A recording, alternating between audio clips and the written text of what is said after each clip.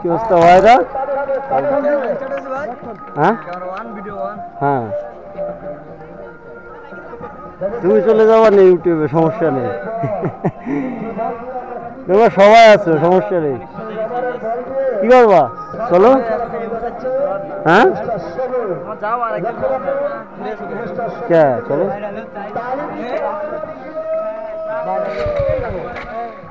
আমার পেজটা ফলো দিয়ে দেয় না, সিমি সবুজ। হ্যাঁ, সিমি সবুজ।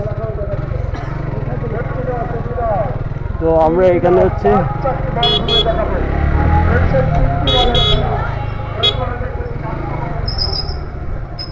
ওখানে আসলে সার্কাস খেলা চলতেছিল, তো ওখানে পোলাপাইন একটু একটু অর্ধেক আড্ডা দেওয়া দিয়ে করতেছিলাম ওখানে। তো কিছু পোলাপাইন চলে আসছে এবং শুনতেছে যে কী হয়েছে ভাই। তো আমি বললাম যে এ বিষয়। তো যাই হোক,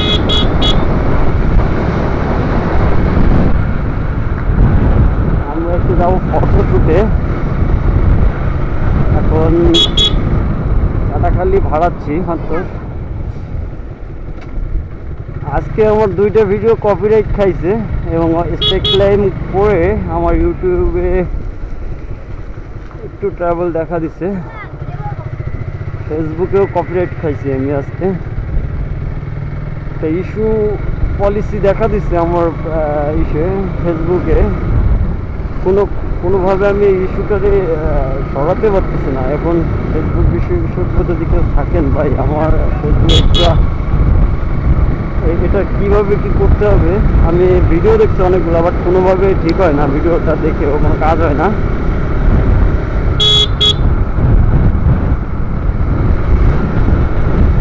তো হচ্ছে বিষয় যেটা হচ্ছিল কথা বলার, সেটা হচ্ছে বর্তমানে আমার অনেক হ্যাটার্স বেড়ে হয়েছে আমাদের এলাকায়, যারা আসলে আমাকে নিয়ে অনেক মানে কি বলবো, অনেক বাজে কথাবার্তা মন্তব্য শুরু করে দিয়েছে যে আমি সারাদিন ভিডিও বানাই, এটা সেটা ভাইরাল হয় না। হ্যাঁ, তো এরকম ট্রল শুরু করে দিয়েছে আমাকে নিয়ে এক কথায়। বর্তমানে এটা হচ্ছে একটা কমন ইস্যু তৈরি হয়ে গেছে যে আমার ভিডিও ভাইরাল হচ্ছে না, ইভেন ভিডিওর যে কোয়ালিটি নাকি আসলে তাদের পছন্দ হয় না। সব কথার এক কথা হচ্ছে, আমি তো আসলে ভাইরাল হওয়ার জন্য ভিডিও বানাই না। আমার ভালো লাগে, আমার নিজের বিষয় গল্প করতে ভালো লাগে, দেন ইসলামিক কিছু কন্টেন্ট বানাতে ভালো লাগে, তাই বানাই। এখানে মলম বিক্রি হচ্ছে, এখানে মলম সিন বিক্রি হচ্ছে, মলম বিক্রি হচ্ছে। সিন কিনবি নাই?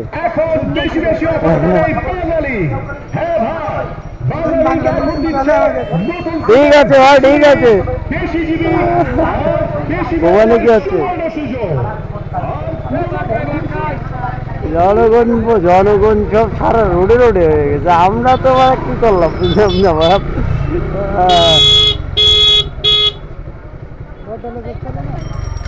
তুই যে আবার বললি, আমি তো আসলে কোনটাতে করবো, তুই যেটা বলবি সেটা বড্ডাল। চল দিদে, আজকে একটু একটা কাজ আছে, তাহলে একটা কাজ করে আসি একটু চাটখালিতে। আরিফ বাড়ি আছে কিনা একটু দেখে আসি। ওকে খুলনায় চলে গেল, আমি বুঝলাম না ওর বিষয়টা। ওকে খুলনায় নাকি বাড়ি?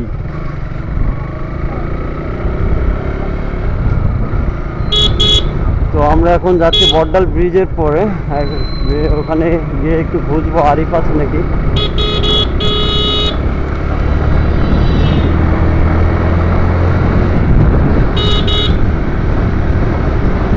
আমি এইভাবে মরুভূমি কখনো এইভাবে হার্ড ড্রাইভ করি না।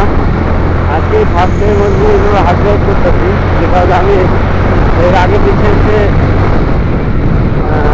সাকিবের বাইক নিয়েছি ঠিকই, কিন্তু এত স্পিড আপ কখনোই করা হয় নাই। জানি আমি এই রোডে আমার মুখস্থ রোড, আমার বলা লাগবে, আমি এই যে ফিরে আসি না। আর এই এলাকা আমার বাদ আছে নি কোনো জায়গা?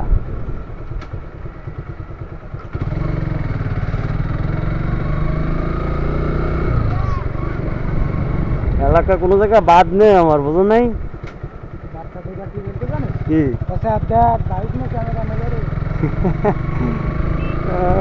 আমি তো ডিএসএলআর নিয়ে বেরোয়নি, দেয়নি।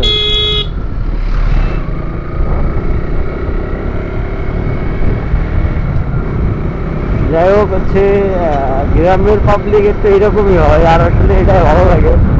সত্যি কথা বলতে কি, আমার যদি বাইকটা থাকতো তাহলে আমি খুব মজা মজা কিছু ভিডিও দিতে পারতাম। মানে এমন এমন কিছু কিছু কার্যক্ষেত্রে আমার সামনে কিছু খোলাপান চলে আসে, কিন্তু সে সময় আসলে আমি নিজের লজের কারণে আমার বাইক নিয়ে আমি বেরোতে হয় না।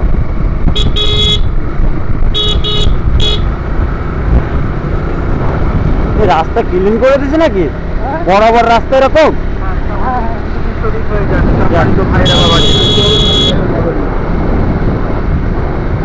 এই রাস্তাটা ছিল অনেক হঠাৎ করে আজকে দেখতেছি রাস্তা অর্ধেক ক্লিন, আজকে দেখতেছি রাস্তাটা অনেক সুন্দর ক্লিন হচ্ছে। এইভাবে 3 জন গাড়ি চালায় নাকি? একসাথে 3 জন যায়? হ্যাঁ না না, তারপর 3 জন এইভাবে ড্রাইভ করা ঠিক না তো। তোমরা সাইড নিয়ে চলো।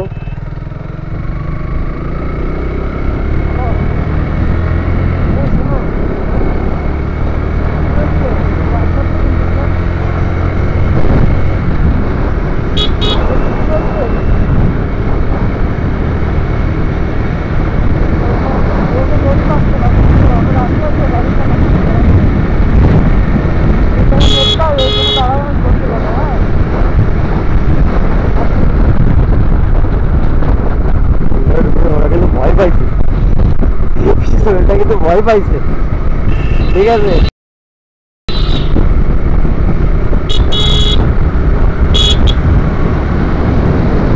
কিছু বলো, আমার কাজই তো এটা। তুই আমার হাত দিতে বলবি, আমি তো ওদের সাথে তর্ক নেই। এটাই তো ওদের সাথে, এটা যখন করবো ওরা তো মনে কর ক্যামেরায় পড়বে, বুঝছিস নাই? যদি তাফালিং করে তাফালিংটা মনে করি হবে, যদি তাফালিং না করে তাহলে তো ভালো। ওই যে পিছনেটা ন করতে বলে দিল, সরি ভাইয়া, বিষয়টা বুঝিস না? আমি তো ওকে মনে করি জানি আমার মতো আমি বেরোয় যাবো, ফুটে যাবো, আমি কেন দাঁড়াবো? কথা বুঝেছিস?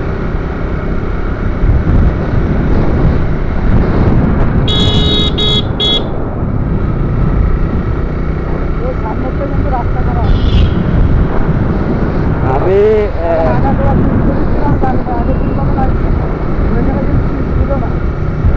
গাড়ি মনে কর নন স্টপ চালাবো না তো, কারণ আমি তো রাস্তা চিনি না সেই কাজে। আমি যতটুকু দেখতে পাই ততটুকুই জোরে চালাই, বুঝিস না?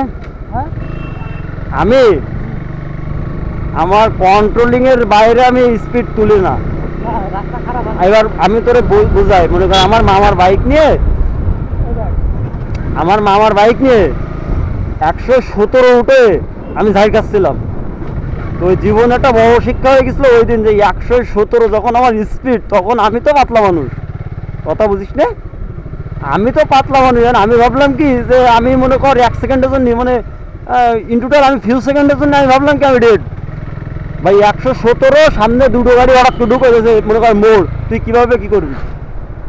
আর ওই যে 110-এ যেবার মামুনাস ঝাড় খেয়েছিল, তখন আমার গাড়ির 107 ছিল।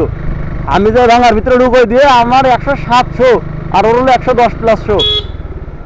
ধাম করে যায় রে, ছড়া যায় বললাম কিরম হলো, গাড়ি ব্রেক দিতে যাই 107-এ যাই। আমি মনে কর আমিও ঢুকে দিছি 90 স্পিড প্লাস, তখন আমি যাই ব্রেকে, মানে একদম হাত ব্রেক মারি দিছি 3টা, মেরে দিলে যায় গাড়িটা ব্রেক নিয়ে দাঁড়াইলো। তাহলে ভালো করে বোঝ, হঠাৎ করে তোর চোখের সামনে মনে কর ভাঙা, তুই কি করবি এখানে? আর ওই 110 হওয়ার পরে তো ওই আমি দুবার আমার মামার বাইক নিয়ে ওই একই কাজ করছি, ওই একইভাবে তালার জায়গায়, ওই তালাই আমার মনে কর দুবার করে হেভি গেছে, ফাড়া গেছে, বুঝছিস?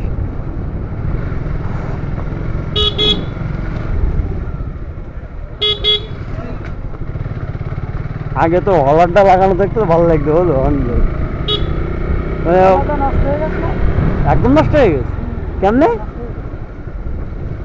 হলারই সমস্যা ছিল নাকি ব্যাটারির সমস্যা ছিল? হ্যাঁ,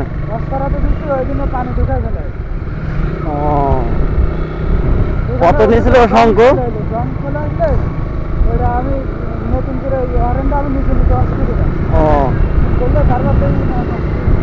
শঙ্খ কত নিয়েছিল? ওটা? 350 টাকা।